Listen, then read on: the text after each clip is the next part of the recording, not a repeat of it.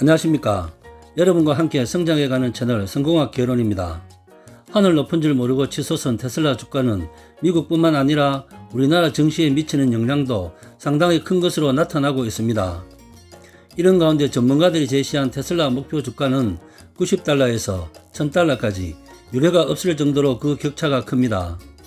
JP 모건을 포함한 대부분 비관론자들이 테슬라 주가에 거품이 끼었다고 해석하는 이유를 보겠습니다. 목표 주가를 평균으로 계산해 보면 평균 목표 주가는 389.79달러입니다.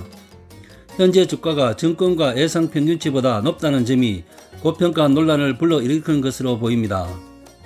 테슬라 주가가 크게 상승하면서 시가총액 또한 자동차 경쟁사인 일본 도요타, 독일 폭스바겐 대비 크게 불어났습니다.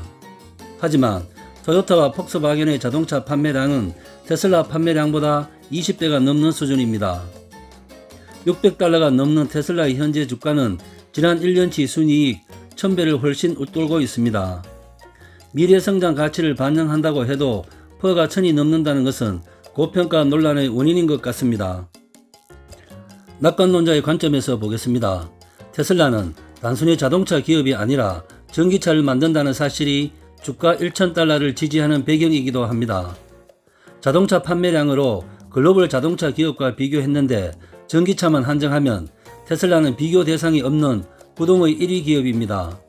게다가 전 세계적으로 전기차 시장 성장세가 무섭게 달아오르고 있습니다. 2019년 5%에 불과했던 전기차 점유율은 2030년 30%로 급증할 전망입니다. 여기에 탄소 배출 제로를 목표로 전기차 보급 활성화 공약을 내세운 조 바이든 미국 대통령 당선인을 비롯해서 각국 수장들이 비슷한 정책을 내세우고 있는데 전기차 시대로 전환 속도가 빨라질 수밖에 없습니다. 시장 파이는 늘어나고 점유율은 1위이고 전기차 산업이 확장된 이후에도 테슬라가 우위를 차지할 수밖에 없습니다. 이것이 비관론자의 의견과 반대되는 낙관론자의 시선입니다.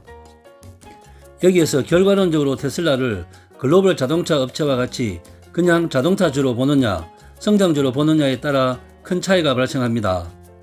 전통적인 제조업을 바라보는 시선에서 보면 테슬라는 주가 수익 비율 1000배를 넘는 거품주가 됩니다. 반대로 전기차라는 신기술에 집중해서 본다면 PER보다는 PDR, 주가 꿈 비율이라는 지표도 무시할 수 없다는 평가가 나옵니다. 꿈과 희망을 먹고 사는 주식시장에서 PDR, 주가 꿈 비율에 대한 개념을 정립할 필요성도 있습니다. 성장주의 특징은 지금 당장은 이익이 나지 않아도 나중에 더 많은 이익을 가져다 줄 것이라는 기대감이 높기 때문입니다. 그래서 최근 증권업계에서는 성장주만큼은 기존 지표가 아닌 PDR과 같은 새로운 지표로 평가해야 한다는 목소리도 나오고 있습니다. 현재 이익이 아닌 미래 매출과 시장 점유율로 계산하게 되면 테슬라의 PDR은 시가총액이 비슷한 다른 기업 대비 저평가되었다는 평가가 나올 수도 있습니다. 국내 투자자들이 가장 많이 산 해외 주식이 테슬라입니다. 전문가들 분석이 이렇게 차이가 많이 나고 있고 개인 투자자 또한 호불호가 있는 것 같습니다. 지금 사야 하나? 너무 오른 건 아닐까? 라는 생각이 올해 내내 있었을 것입니다. 현재로서는 호재와 악재가 공존하고 있다고 볼 수 있습니다. S&P 500 지수 편입과 50억 달러 유상증자입니다. 지수 편입은 추종 자금이 들어온다는 측면에서 호재이고 50억 달러 유상증자는 재무구조에 대한 의구심이 든다는 점에서 악재로 볼 수 있습니다.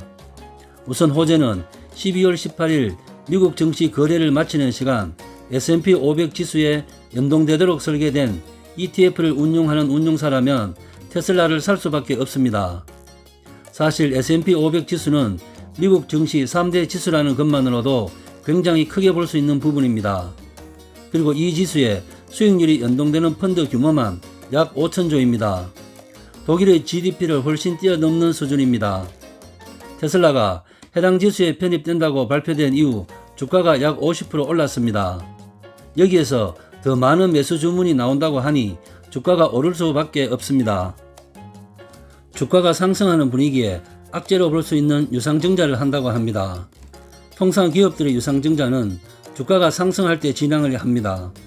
같은 수의 주식을 발행해도 유입되는 자금이 더 많기 때문입니다. 올해만 벌써 2월, 9월에 이어 세 번째입니다.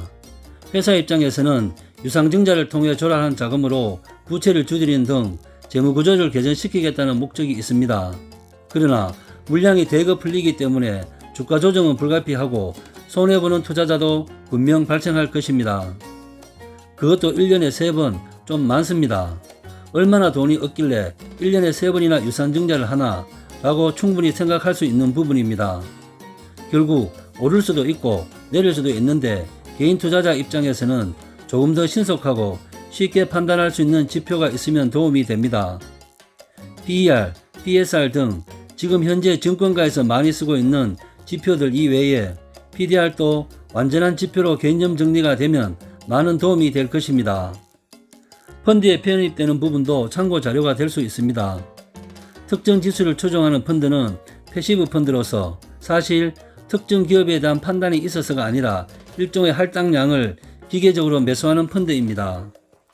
펀드 매니저가 어떤 기업에 대한 판단을 가지고 직접 종목과 매매 시점을 정하여 적극적으로 매매 포지션을 취하는 액티브 펀드도 참고 자료로 활용할 수 있습니다.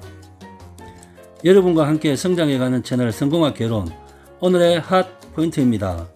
미래 산업을 선도하며 혁신을 추구하는 기업들은 기존의 기업을 평가하는 올드한 지표보다는 미래의 꿈과 희망을 보여주는 PDR과 같은 새로운 지표가 정립될 필요성이 있을 것 같습니다. 이상 마치겠습니다. 감사합니다.